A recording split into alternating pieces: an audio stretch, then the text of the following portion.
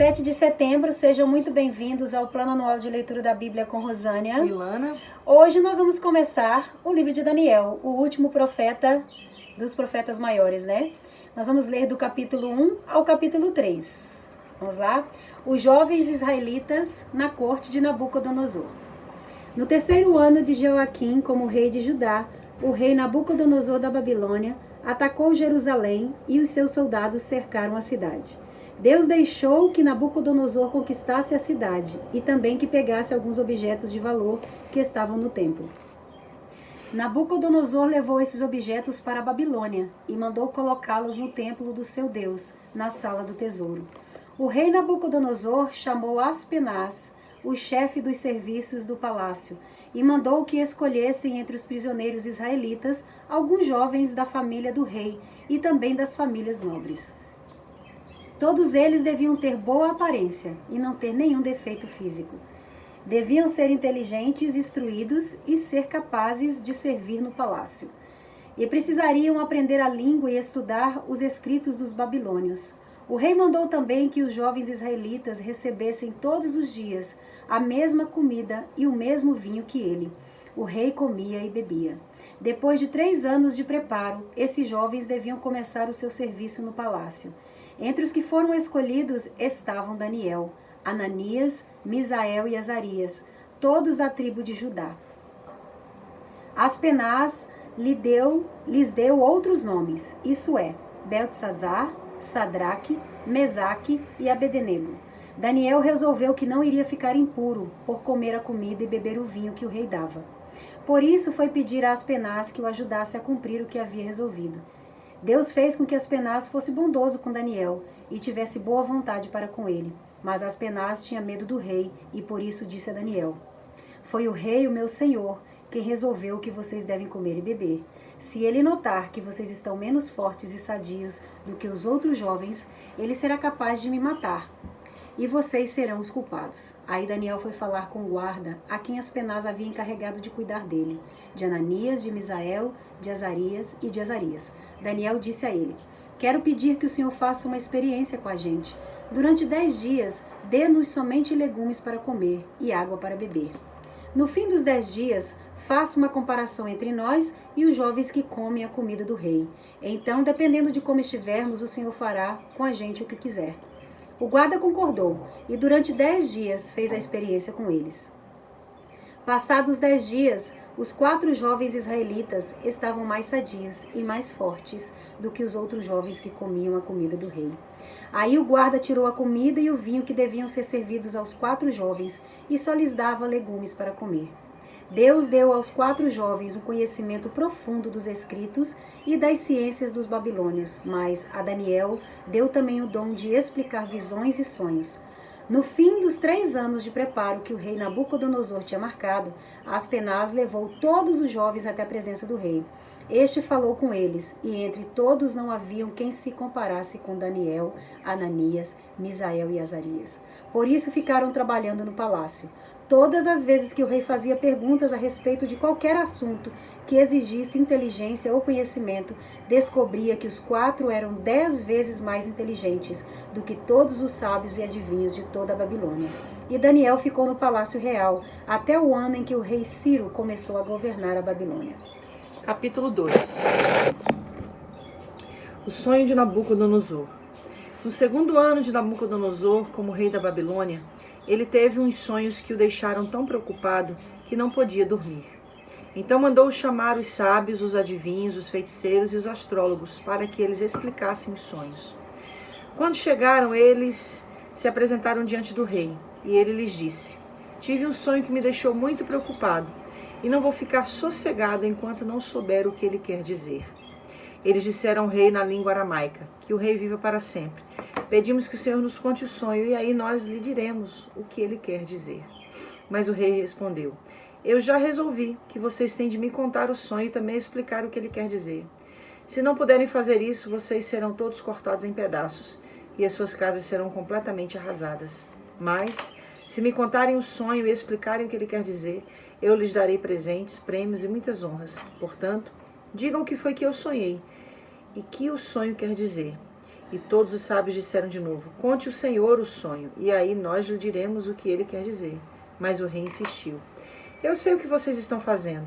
Estão procurando ganhar tempo, porque sabem que já resolvi que se vocês não me contarem o sonho, vou dar a todos o mesmo castigo. Vocês já combinaram me enganar com mentiras e falsidades, esperando que a situação mude.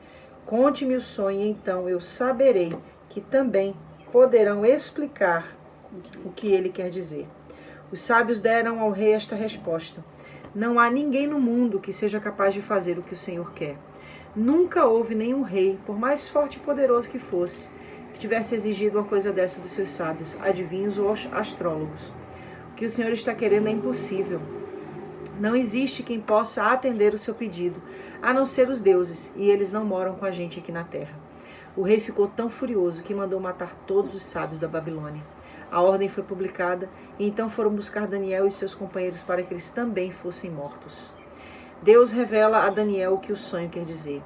Daniel foi procurar Arioque, o chefe da guarda do rei, que tinha recebido ordem para matar todos os sábios da Babilônia.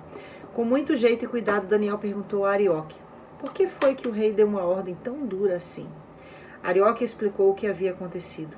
Então Daniel foi falar com o rei, e este concordou em esperar, a fim de dar tempo a Daniel para explicar o sonho. Depois, Daniel foi para casa e contou tudo aos seus amigos, Ananias, Misael e Azarias. Daniel disse que orassem ao Deus do céu, pedindo que tivesse pena deles e lhes mostrasse o que aquele sonho misterioso queria dizer, a fim de que Daniel e os seus amigos não morressem junto com os outros sábios da Babilônia. Naquela noite, Daniel teve uma visão, e nela Deus mostrou o que o sonho queria dizer. Então Daniel agradeceu a Deus, dizendo: que o nome de Deus seja louvado para sempre, pois dele são a sabedoria e o poder. É ele quem faz mudar os tempos e as estações. É ele quem põe os reis no poder e os derruba. É ele quem dá sabedoria aos sábios e inteligência aos inteligentes. Ele explica mistérios e segredos e conhece o que está escondido na escuridão, pois com ele mora a luz. Ó Deus dos meus antepassados, eu te agradeço e te louvo, pois me deste sabedoria e poder. Tu respondestes a nossa oração, nos mostrando o que o rei quer saber. Daniel explica o sonho ao rei. Aí Daniel foi procurar Arioque, o oficial que tinha recebido ordem do rei para matar os sábios da Babilônia. Daniel disse: Arioque, não mate os sábios. Leve-me para falar com o rei, e eu explicarei o sonho que ele teve. Arioque levou Daniel depressa para o lugar onde o rei estava e lhe disse: está aqui comigo um dos judeus que trouxemos como prisioneiros, e ele vai explicar o sonho que o Senhor teve. O rei perguntou a Daniel, que também era chamado Beltesazar: você pode contar o meu sonho e explicar o que ele quer dizer? Daniel respondeu: não há sábios, adivinhos, feiticeiros, nem astrólogos que possam dar a explicação que o Senhor está exigindo. Mas há um Deus no céu que explica mistérios. Foi por meio do sonho que ele fez o Senhor saber o que vai acontecer no futuro. E agora, ó rei, eu vou explicar o sonho e as visões que o Senhor teve enquanto dormia. O Senhor estava deitado na sua cama e começou a pensar a respeito do futuro. E aquele que explica mistérios mostrou ao Senhor o que vai acontecer. E eu recebi a explicação do mistério, não porque seja o mais sábio de todos os homens, mas a fim de que o Senhor saiba o sentido do sonho que teve e o que querem dizer os pensamentos que passaram pela sua mente, ó rei. O Senhor teve uma visão na qual viu uma estátua enorme de pé, bem na sua frente. A estátua era brilhante, mas metia medo. A cabeça era de ouro puro, o peito e os braços eram de prata, a barriga e os quadris eram de bronze, as pernas eram de ferro e os pés eram metade de ferro e metade de barro.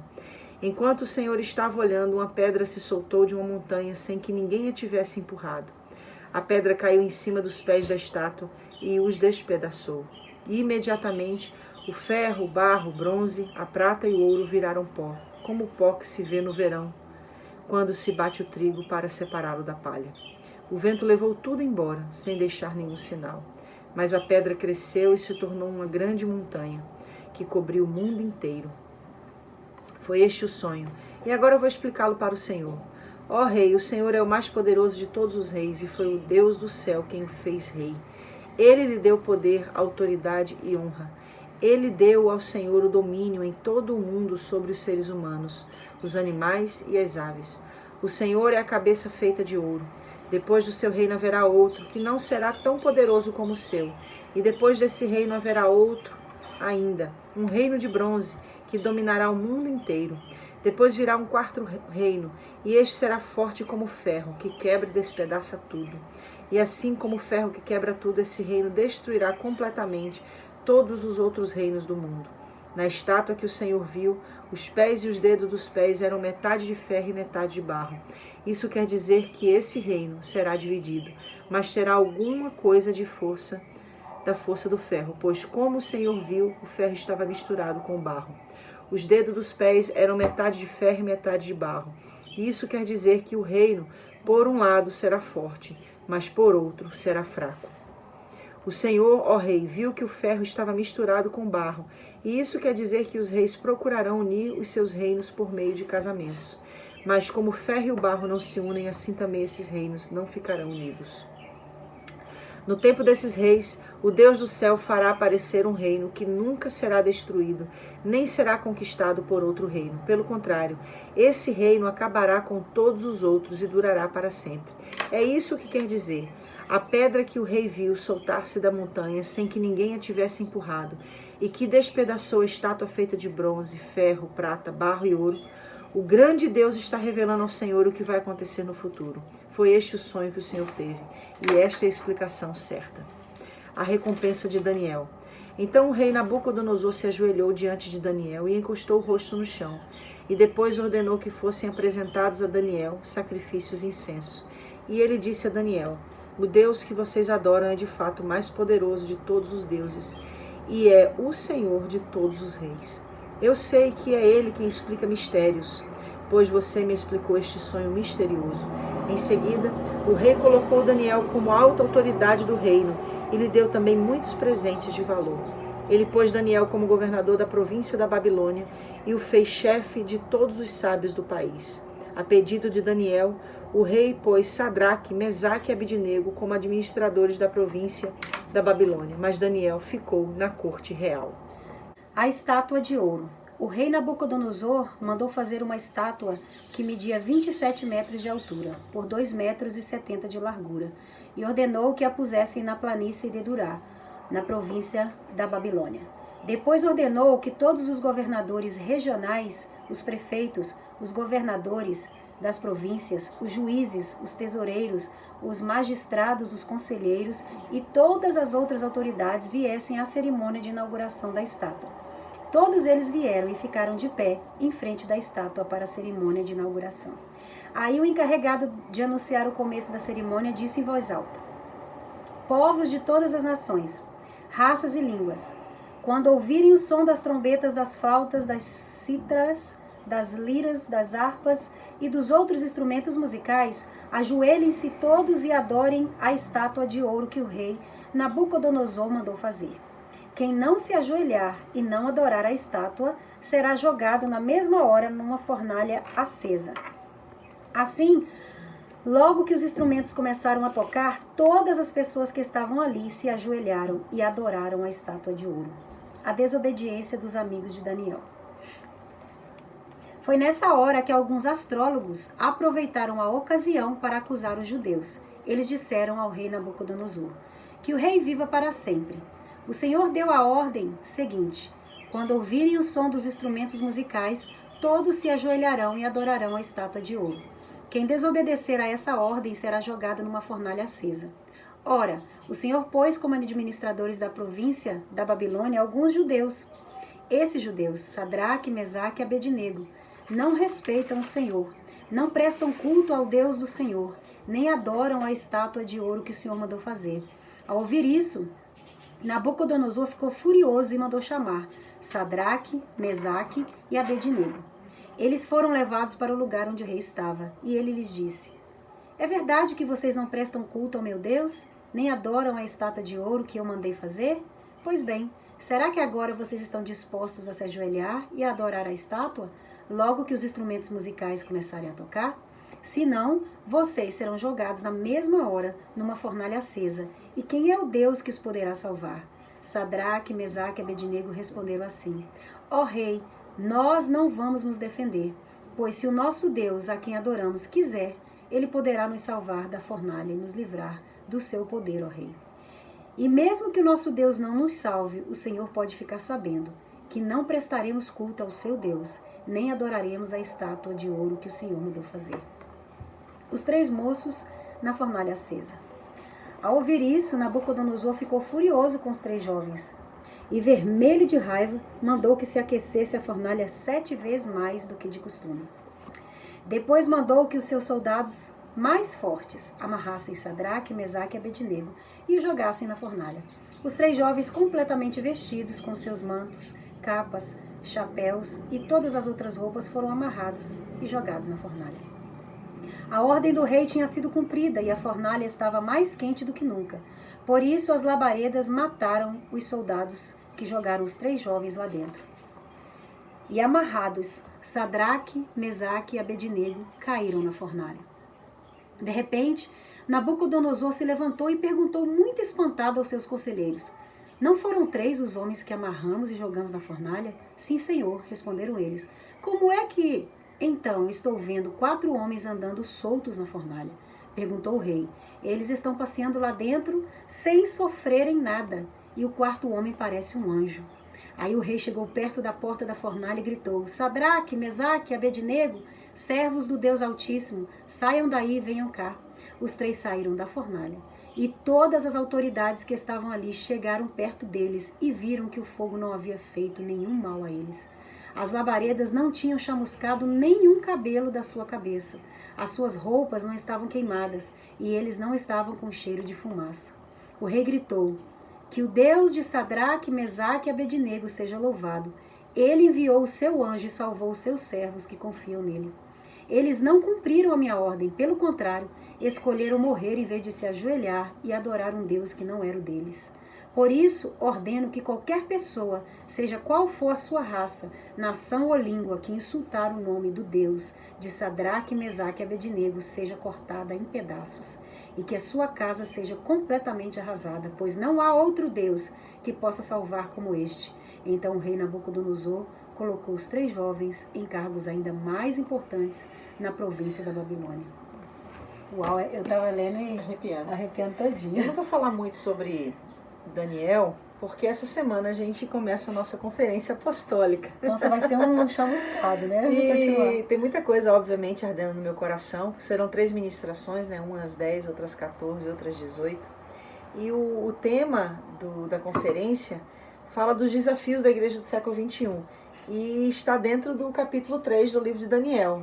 Obviamente, quando a gente entra dentro de um ano profético, a nossa conferência, a nossa CBO, tudo que a gente faz, a Atos, sempre tende àquele direcionamento que os céus já desenharam sobre a vida da igreja para aquele ano, que vem através do ano profético. Então, o que eu vou falar aqui é muito breve, para que eu já não dê todos os spoilers aí possível, né? Sobre só dá uma pincelada a nossa conferência, mas a única coisa que eu quero falar é do versículo 28 do capítulo 3, né? Que é o finalzinho da sua leitura. O rei gritou: que o Deus de Sadraque, Mesaque e Abednego seja louvado. Ele enviou o seu anjo e salvou os seus servos que confiam nele. Eles não cumpriram a minha ordem, pelo contrário, escolheram morrer em vez de se ajoelhar e adorar um Deus que não era o Deus dele. Então, que a gente possa realmente ter impregnado do nosso caráter de adorador essa característica que havia no caráter desses 3 jovens, e vamos deixar claro, né, 3 jovens, esses 3 homens que decidiram, não, além de não se contaminar no capítulo 1, além de serem a resposta para a manifestação do poder de Deus, do nome verdadeiro do Senhor sendo manifestado ali na Babilônia, diante de todos. Eles foram agentes missionários de Deus numa nação pagã, né? E o capítulo 3 traz aí essa disposição de servir a Deus sem se contaminar, sem se prostrar diante dos deuses pagãos, diante do culto ao rei. Glorificava a Deus, né? Exato, porque inclusive quando a gente vê essa passagem aqui, a gente até não compreende, mas por que adorar a estátua do rei Nabucodonosor, porque o rei era considerado uma divindade. Você viu ele falando lá, quando ele foi revelar o sonho? Sim. Né, falando, nossa, não há ninguém como você é maior em todas as nações. Né? Assim, ele era conhecido como o cara. Né? Cara, ele era exato. como se fosse um deus para eles, né? Para muitos deles. Na realidade, dentro das nações pagãs, o rei tinha essa referência de ser até mesmo adorado como uma divindade. Por exemplo, no Egito, Faraó era adorado como uma divindade. Então, na Babilônia, a mesma coisa acontecia com Nabucodonosor. Então, não se prostrar diante da imagem de Nabucodonosor era não se prostrar diante da divindade que o culto ao rei representava. Então, ele deixa claro aqui que eles escolheram morrer.